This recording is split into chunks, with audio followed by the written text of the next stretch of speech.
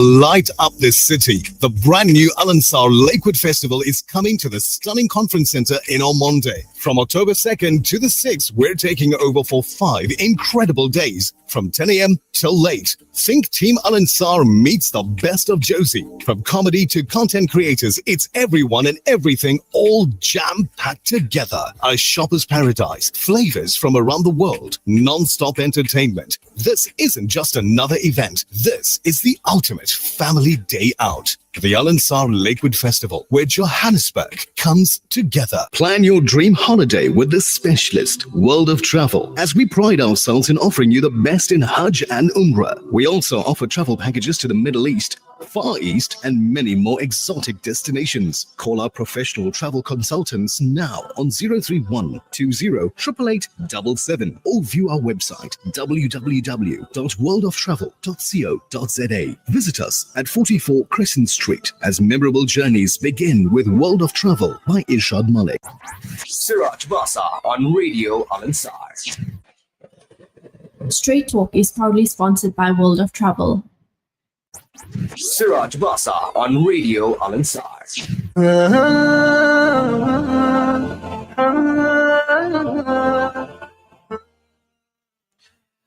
Recognizing a Palestinian state, what does it mean, and how would it come about, and how would it affect the reality on the ground? Joining us now to speak more about this, we have Professor in Contemporary Middle Eastern Politics. We are joined by Professor MAHJOOB ZWEIRI. Professor, Assalamu alaikum, and welcome to Radio Al Ansar. Alaikum assalam. Thank you so much. Great to have you on, Professor. We were talking about countries like UK, France, and Canada, together with Australia, coming through in the last in the last few weeks, basically talking about the recognition of a Palestinian state. What does recognizing a Palestinian state actually mean, and why is it done at this late juncture, where it's like almost 76 years since the creation of the state of Israel? Well, I think the recognition matter lies with the timing. This recognition is coming basically after 2 years of the genocide and the ethnic cleansing happening in Gaza. That ongoing genocide have created a new, I would say, atmosphere globally. And countries who basically bought the Israeli narrative and supporting them for the first, I would say, year, they recognize now that what Israel is doing is not about 7th of October, is beyond that. So we witnessed this kind of move, which presented in now more than 159 countries who have recognized the state of Palestine. What's important about those list of countries is countries like the United Kingdom, which basically provide Israel with the Balfour Declaration, France, Canada, and all of those countries. The recognition of those countries have a sign of change towards the Palestinian cause, and also to the Israeli genocidal action in Gaza. Of course, this is not pleasing the United States, not pleasing Israel, but let's admit also that is not enough.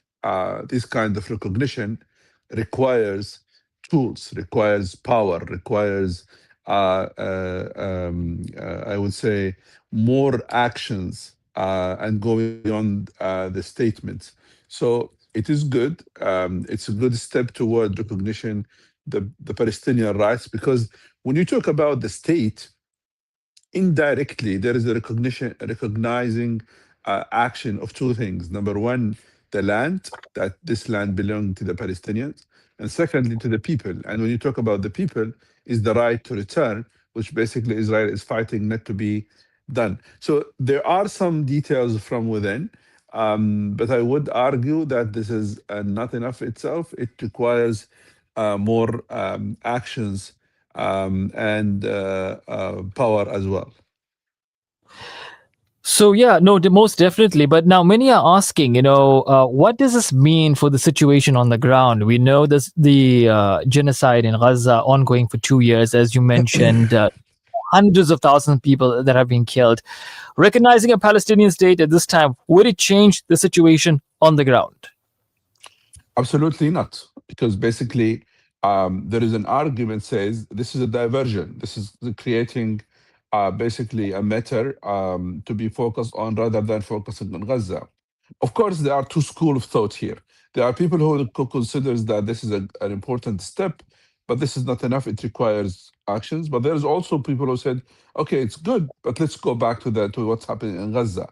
They basically believe that this action brings together all of those countries, and those countries can create a strong front which can basically force the United States, force Israel, force the international community to have more actions toward the war in Gaza. So it can be useful in the context where more voices can be heard, that the state of Palestine can be achieved. But firstly, you need to end the genocide, and that is basically what is the discussion now in New York after the meeting which held by different leaders about Gaza. Absolutely. Now, despite growing international support for the Palestinian statehood, Israel remains adamantly opposed, coming out with rhetoric like, oh, it's rewarding Hamas and, all that diatribe. So what are the core reasons behind their refusal? And how do you see this shaping future peace talks or even negotiations? Well, I think this right-wing government in Israel, of course, they will not accept anything because their agenda since 1996, their agenda is basically to end all of those what's so-called peace process and this kind of negotiation. Their aim is very clear. They need to normalize with Arab countries without solving the Palestinian cause. That is their norm. That in this context, they have the Abraham Accords. If you look at the Abraham Accord work in particular, it's not about Palestine, it's about regional arrangements.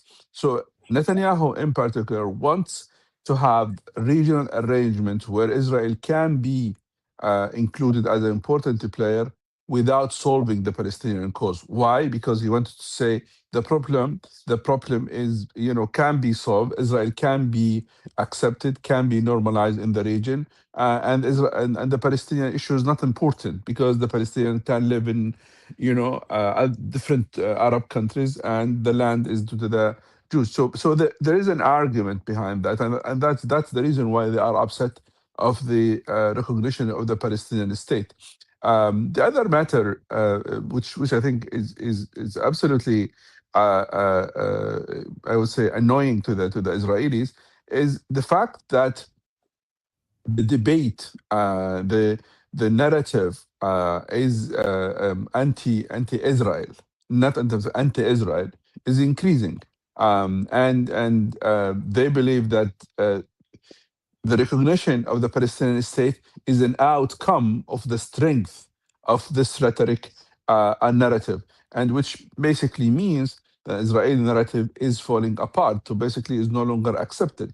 People now, they don't remember, even who talk about 7th of October, and they know all of those details Israel revealed were lie. Even those people now, they talk about actually children in Gaza. 20,000 people, they were killed, more than 70 people, they were killed. There are more than 230, 40 people, they were injured, and 85% of Gaza has been basically destroyed. So the narrative has been shifted a lot anti-Israel. Absolutely. We'll leave it at that, Professor. We have run out of time. Shukran. Thank you so much for your time and joining us on. Take care. Assalamu alaikum.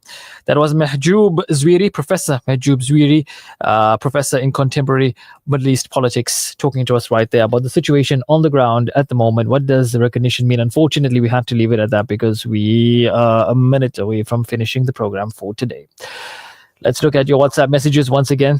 The sheep lived all her life fearing the wolf, but it was the shepherd that finally ate it.